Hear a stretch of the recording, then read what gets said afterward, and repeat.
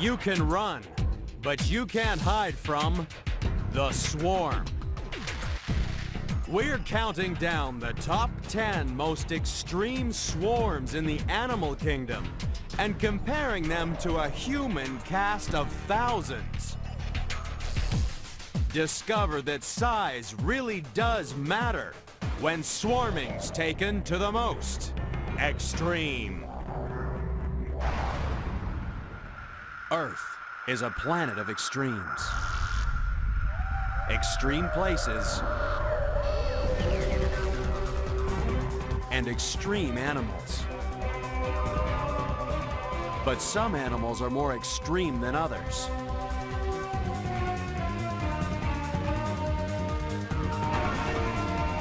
Join us as we count down to find the most unusual and the most extraordinary on the most extreme.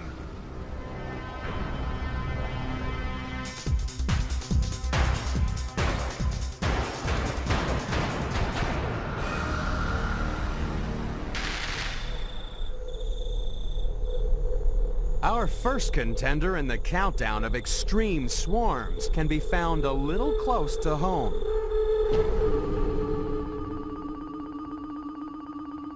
Just one mouse in the house can cause all kinds of trouble.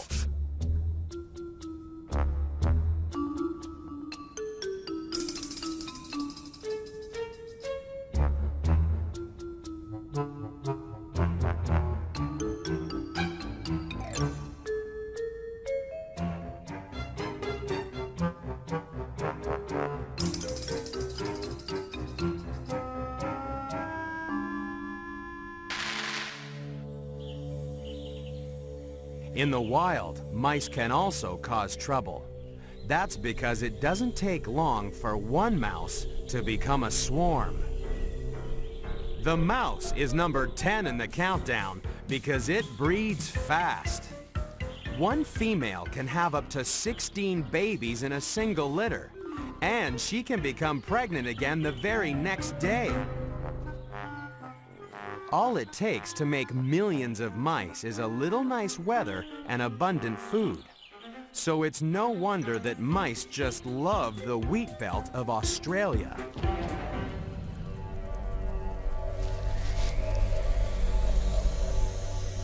In 1994, a single swarm of mice in South Australia caused over $65 million worth of destruction. No wonder Australians hate these Mises to pieces. Perhaps they could take a lesson from a small town in Germany that once found an unusual way to get rid of rampaging rodents. You can pipe the rats away? I can. I have a very special tune for rats. Show me at once! Very well.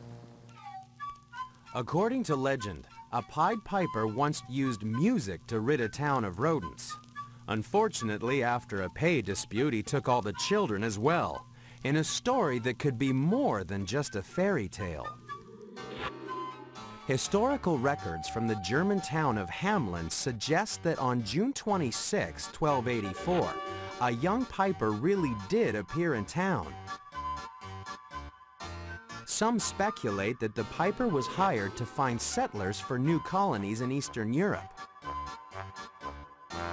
Or perhaps he was recruiting for a crusade or a battle.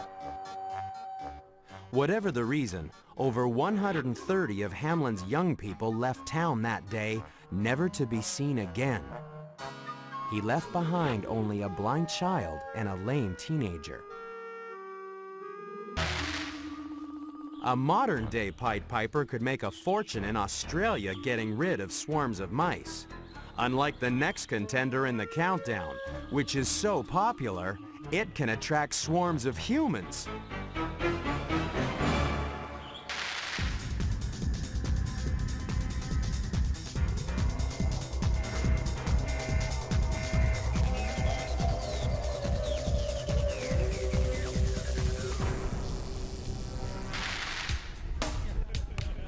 All kinds of games are played on the beaches of California, including the game of love. While some come to soak up the sun and seek out a mate, these beaches are also home to number 9 in the countdown.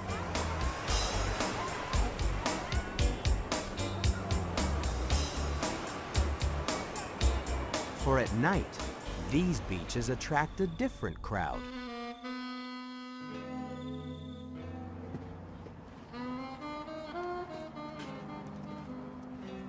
These people are here to see an orgy, but it's all in the name of science.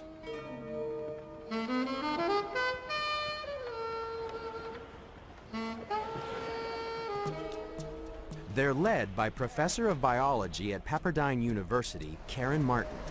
Oh, look over there. Did you see that one?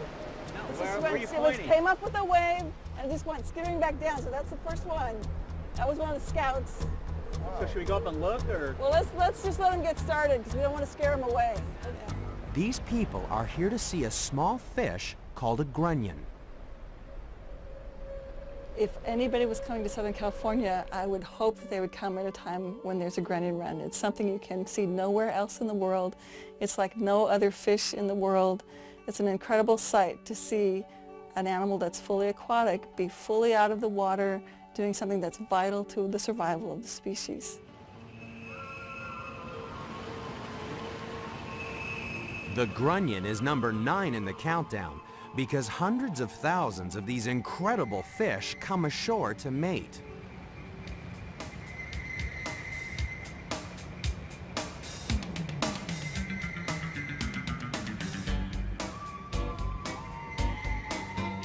First, the females come ashore, digging in to lay their eggs.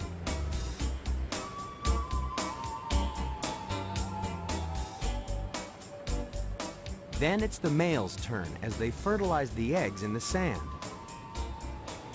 Here, the eggs can develop far from the mouths of hungry predators until they hatch 2 weeks later when the next high tide washes over them.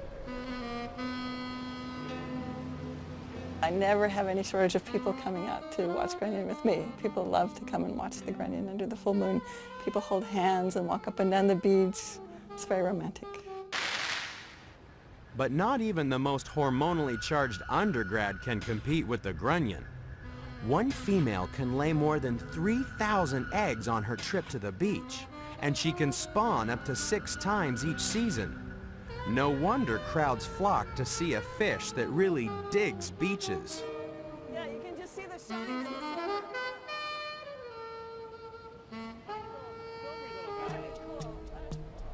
It seems that for graduates and grunions, making out on the beach is a spring rite that will never be wrong.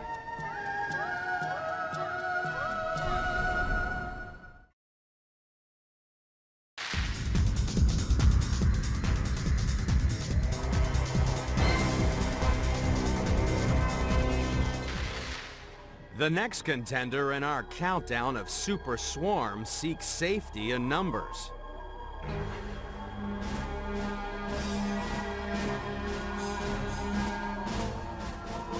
Running in at number 8 is the caribou. In the frozen wastes of the Arctic, these large deer stick together in large numbers for a very good reason. Wolves know all too well that caribou in a herd are hard to hunt. There are always hundreds of eyes on the lookout. So it's no wonder that caribou swarm all over the countryside. In Alaska, there are twice as many caribou as people, and it's estimated that the largest herds contain over 500,000 deer. And this is a mob on the move. There are so many hungry mouths in the herd that some caribou can travel 5,000 kilometers each year in search of new grazing grounds.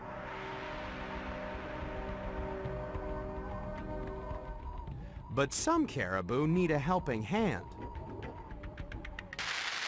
In Scandinavia, domesticated caribou are called reindeer and have been linked to the fortunes of the Sami people for generations. Jonna Utsi makes his living as a reindeer herder.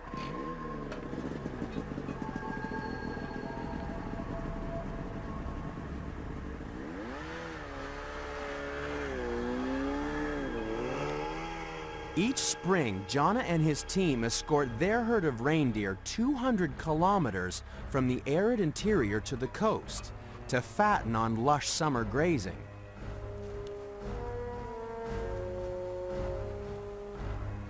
Unfortunately, a recent snowstorm has covered the grass, and a lunch of lichen isn't enough fuel for the long trek through deep snowdrifts.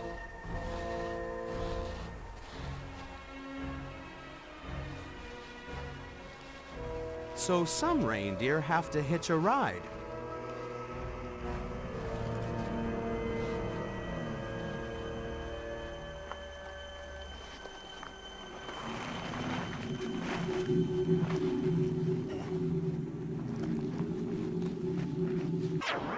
So far, we've seen crowds of caribou, gallons of grunions, and rascally rodents. But coming up is a close encounter with a 10-legged terror. That's next on The Most Extreme.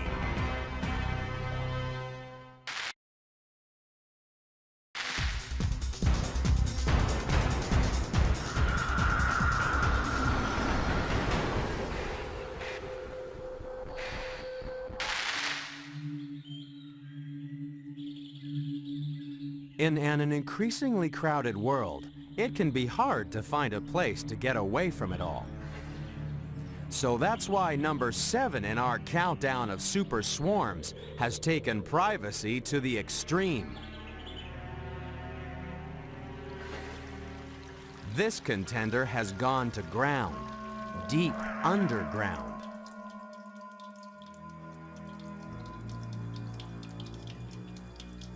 Caves are perfect real estate. They're a safe haven because it can be hard for both predators and intrepid explorers to force their way in.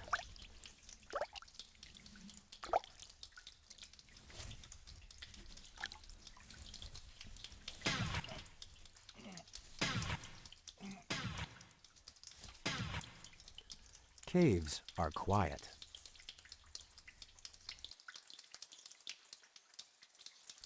Caves are a constant temperature.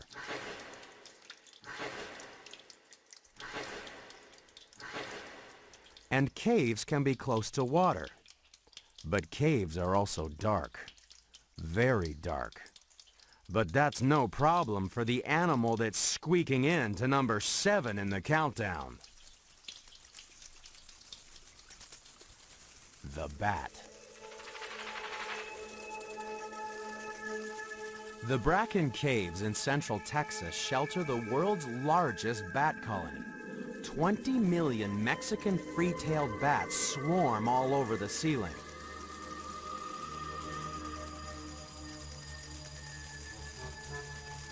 But there are some problems with living in such an extreme crowd. Just trying to find your baby would be enough to make any mother a little batty.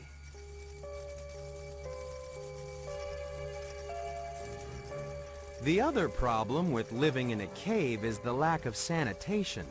So when bats go up, stuff comes down.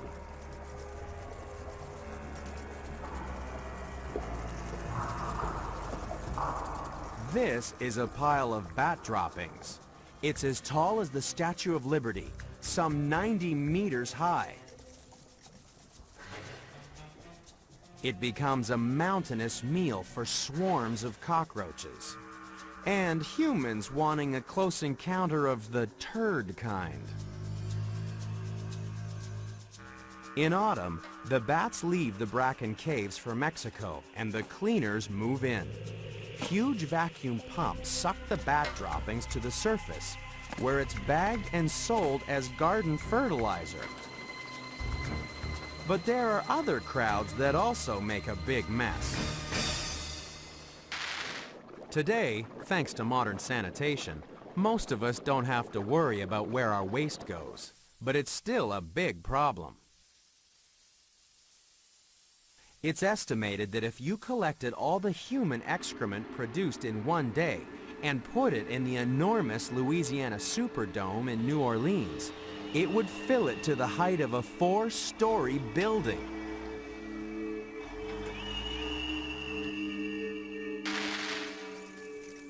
The collected droppings of 20 million bats also creates a staggering stench, which might explain why every night this crowd likes to get out for a breath of fresh air.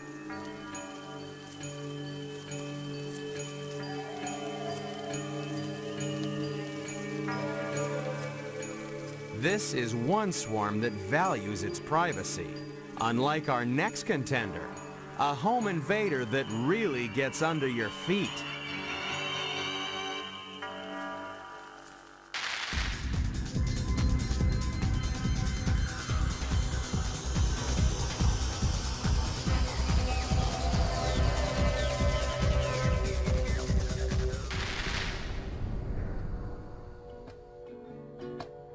Tropical islands are some of the least crowded places on the planet. Unless you're on Christmas Island in the Indian Ocean, home of number 6 in the countdown. The red crab. These crustaceans are all over the island like a rash.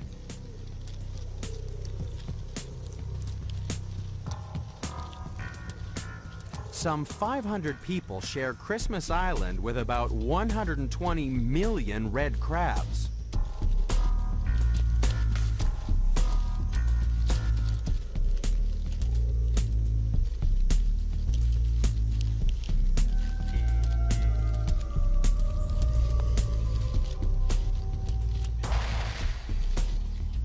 Fortunately, for most of the year, the crabs live inside the forest. But once a year, at the first sign of the wet season, the entire adult crab population marches to the sea.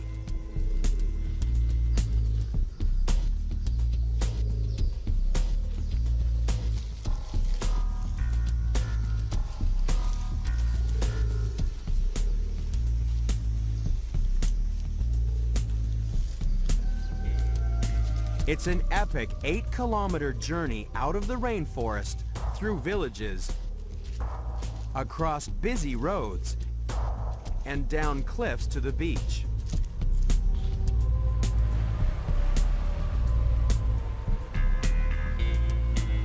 The crabs that survive the week-long trip dip themselves in the water to replenish their body fluids, and then it's time to mate. The red crab is number 6 in the countdown because an estimated 60 million sex-crazed crustaceans swarm across the beach.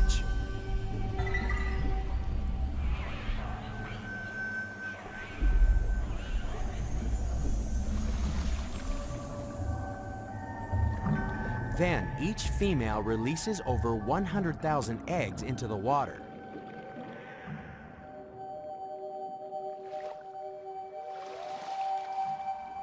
But crabs aren't the only ones living in extremely crowded real estate.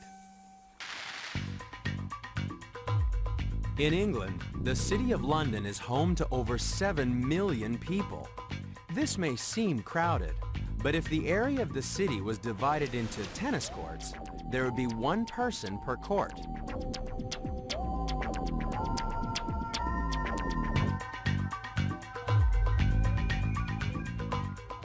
But if you travel to Hong Kong, the living conditions are really crowded. While the population is similar to London, the amount of available land is so small that each tennis court would have to hold 25 people.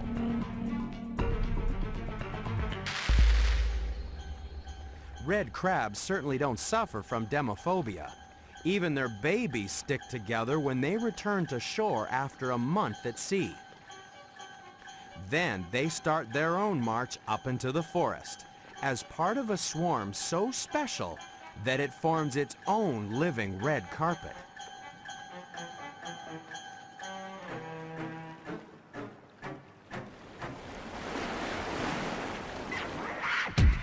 Living in a swarm this big would be enough to make anyone a little crabby.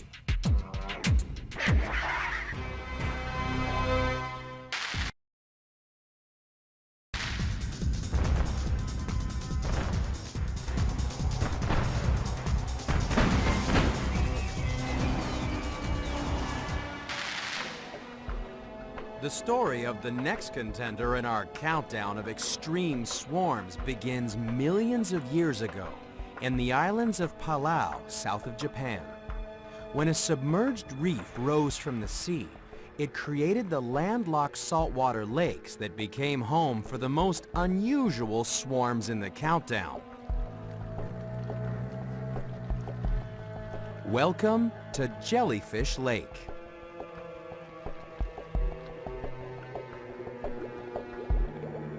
Each day, millions of jellyfish drift slowly from one side of the lake to the other.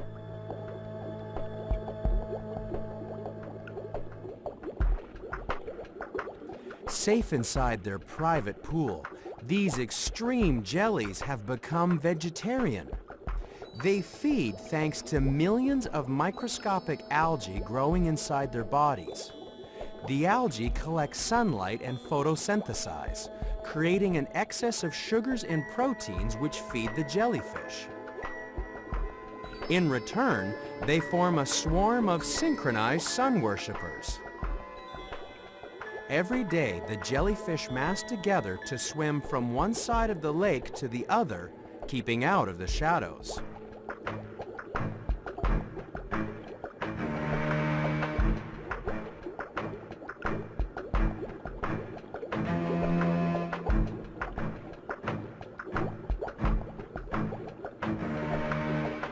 However, jellyfish aren't the only animals to have a mob mentality.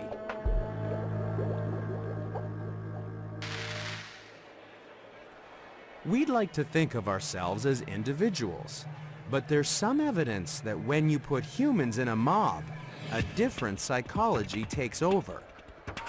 We've all seen flocks of birds and schools of fish moving as one. But next time you're in a crowd, watch how humans also move in synchrony.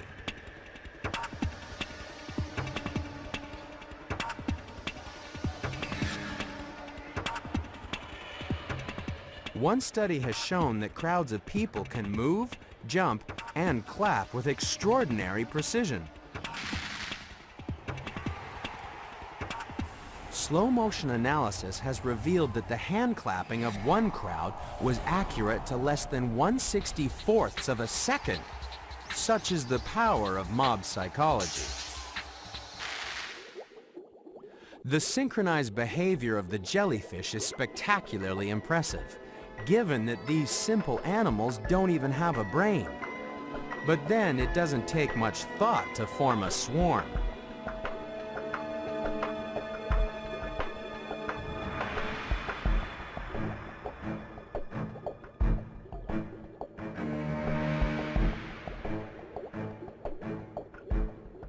Jellyfish are mostly drifters, congregating thanks to the power of wind and current. But our next contender has to survive an endurance ordeal that would cripple any Olympic athlete.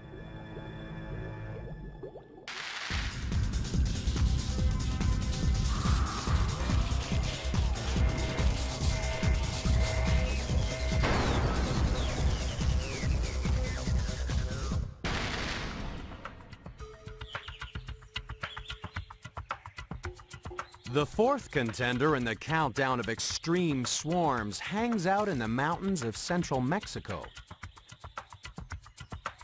This is no ordinary forest. And these are no ordinary trees. Instead of leaves, they have butterflies. Lots of butterflies. There can be 20,000 on a branch, and 220 million in a swarm. And that's why number 4 in the countdown is the monarch butterfly.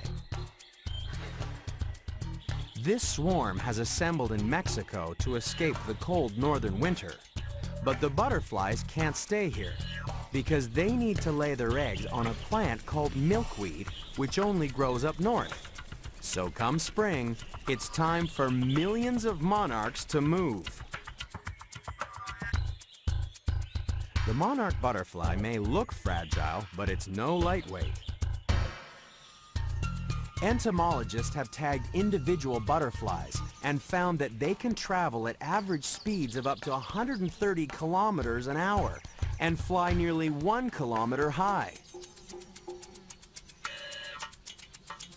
This is how, over 5 generations, monarchs can fly as far north as Canada. But then in autumn, it's once again time to head south for the winter. Monarch butterflies really are the ultimate endurance athletes. Some individual butterflies can travel 5,000 kilometers.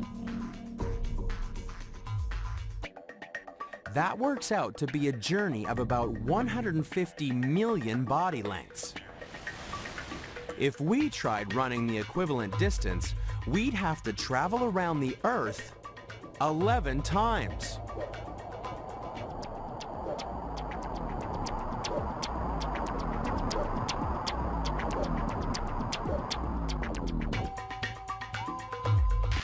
Millions of monarchs may give human athletes a run for their money, but they're no match for the billions of bugs coming up in the countdown. So far, we've seen a sky of butterflies and a sea of jellyfish. But if you thought a swarm of crazy crabs was bad, coming up is a plague of truly biblical proportions. That's next on The Most Extreme.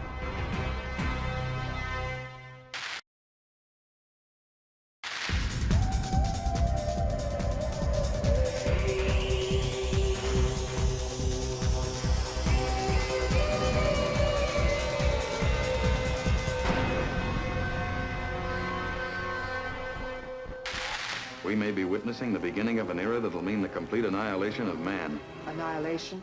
The beginning of the end. Hopping in to number 3 in the countdown is the locust.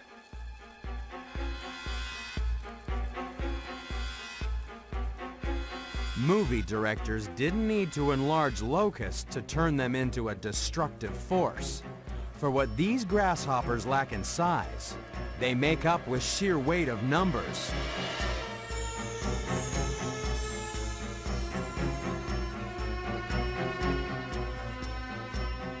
The locust is number 3 in the countdown because a single swarm can contain 40 billion insects. These vast hordes threaten over 20% of the Earth's surface. More than 65 countries are at risk of invasion from an army that really marches on its stomach. A single swarm can eat 80,000 tons of crops a day, literally stripping the countryside bare.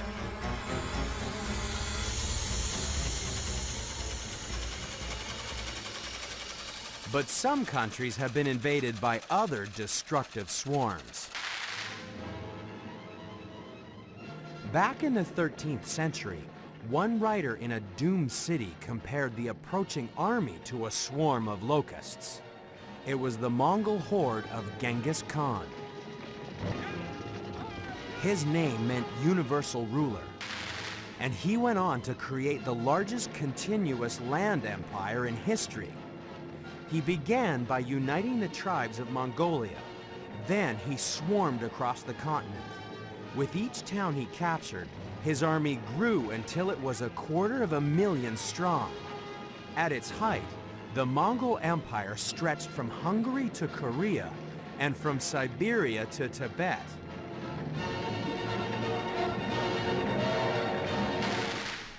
Imagine the size of the empire if Genghis Khan could have traveled like a locust.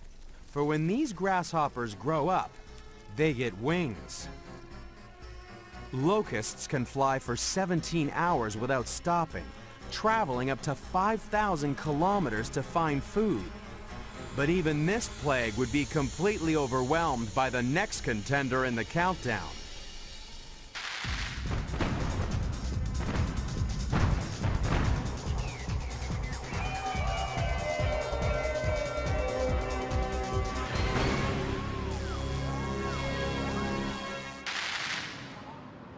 The cold, stormy seas around Antarctica covers 20 million square kilometers.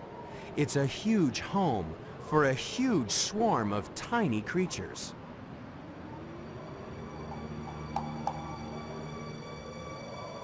Coming in at number 2 in the countdown are krill. These miniature shrimps thrive on microscopic plants blooming in the nutrient-rich waters of the Southern Ocean. They never get any bigger than your little finger, but if they stay out of trouble, they can live for up to 7 years. And the best way to keep out of trouble is to stick together in a swarm. Swarms of krill are big, very big. One swarm was estimated to cover more than 450 square kilometers and was thought to contain 2 million tons of krill. That's about the same weight as the entire human population of Canada. Unfortunately for krill, they have another name. They're sometimes called red whale feed because a whale can eat an African elephant-sized portion of krill each day.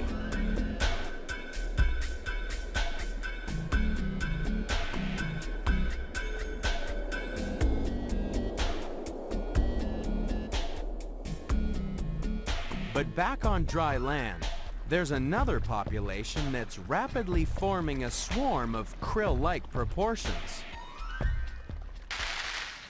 There was a time when the human population grew only slowly. Birth rates and death rates were about the same, keeping the population stable. But recently, things have changed, and the human swarm started growing fast.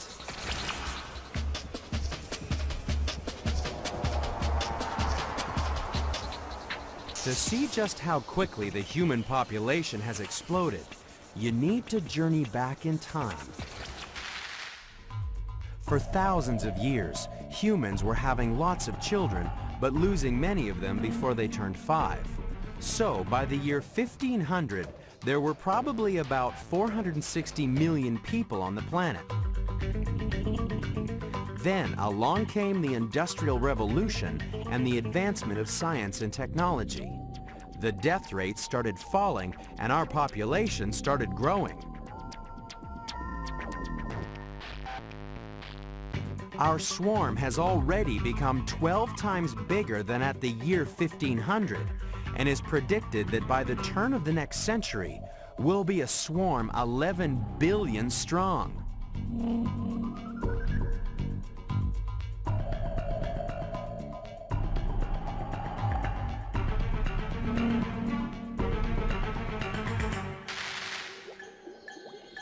While it looks like humans are taking over the Earth, at least the sea belongs to the krill. It's been estimated that there are 100,000 krill for every single human on the planet.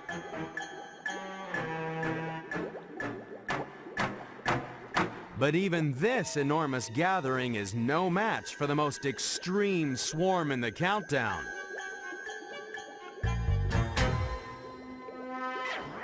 We've seen the 9 contenders. They're the best of the best. Only one animal is a more extreme swarming machine. It's number 1, and it's coming up next on the most extreme.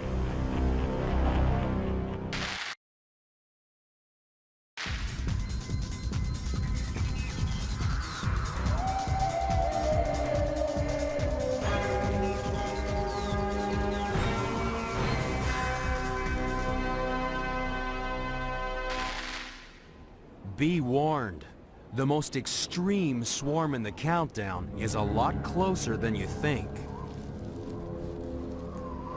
A horde of billions have conquered Europe, but it could already be too late to stop the Empire from invading your home. Fighting its way into number 1 in the countdown is the Argentine ant. These tiny terrors are becoming the most common household pest in the world. They can't sting, but they can bite. Their simple battle plan is to keep attacking until they overwhelm the opposition. But the ants also have a secret weapon. Unlike other ants, colonies don't compete with each other. They cooperate.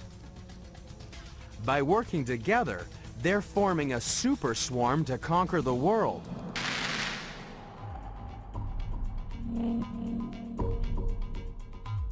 Early last century, the first wave of invaders left their home in Argentina by stowing away on ships bound for Europe.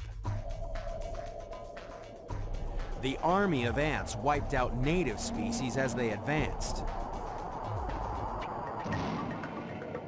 Now, there are billions of Argentine ants in millions of nests, and they're all genetically related. That's why these ants are #1 in the countdown. Their empire stretches 6,000 kilometers, all the way from Italy to Spain. It's the biggest super colony in history. The closest thing to a human super colony occurs once every 144 years in India. The Mahakumbh is the most sacred of all Hindu pilgrimages. That's why in 2001, an estimated 70 million people visited Allahabad on the Ganges River during the 6-week festival. It was a time to cleanse the soul and wash away sins in the purifying waters of the river.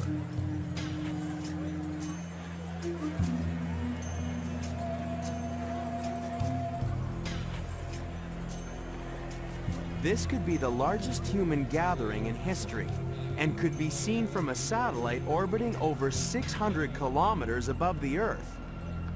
At the end of the festival, the worshippers return to their homes. But the invasion of the Argentine ants will never end. This swarm is sweeping the globe, even to remote islands in the Pacific.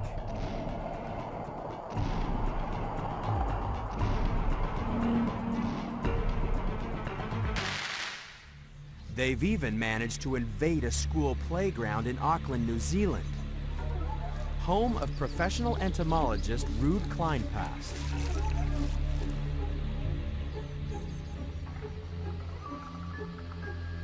The thing that makes these Argentine ants so extreme is the fact that they all recognize each other. They're so closely related. If I were to take this ant on an aeroplane with me and drop it off in a playground somewhere in France, let's say, chances are that the French ants would say, "Bonjour, sister. Nice to see you. Welcome to France. Why don't you join our big, great European swarm?" Goes to show, eh? These ants that cooperate with each other have got other things to worry about. They don't need to fight each other. They can concentrate on other things, such as how to take over the world. Perhaps we could learn a lesson from these tiny invaders. Imagine how much nicer the world would be if the human swarm started to cooperate like the Argentine ant.